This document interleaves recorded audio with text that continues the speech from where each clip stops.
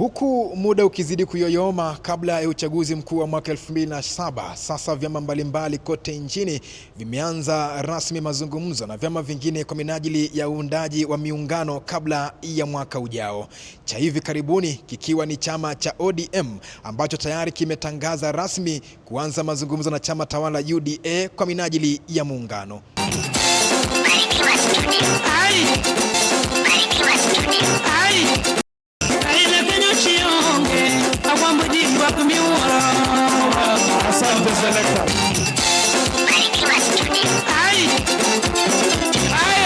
Na tuta negotiate na hawa from a point of strength, not from a point of weakness.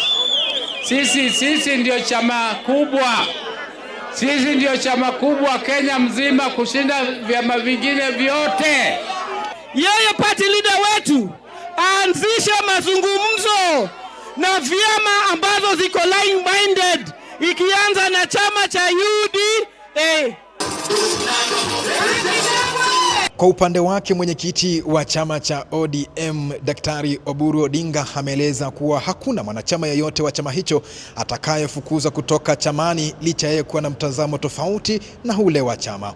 NDC ifanywe Nairobi, sauti ya wana ODM isikike kama wanataka kwenda upande hii ama upande wa Oburu Odinga. Ni hatua ambayo imeungwa mkono na magavana kutoka eneo la magharibi mwa Kenya.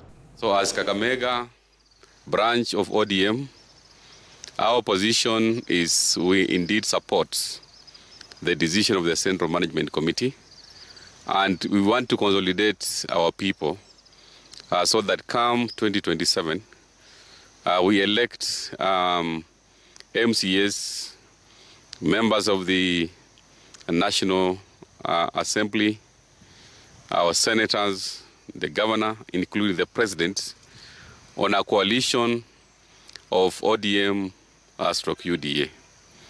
So what the Central Management Committee did, the 5 points or 6 points agenda, we also want to add on that as members of ODM from the Western region, like me representing Busia, we want to say we are ready for those coalition talks.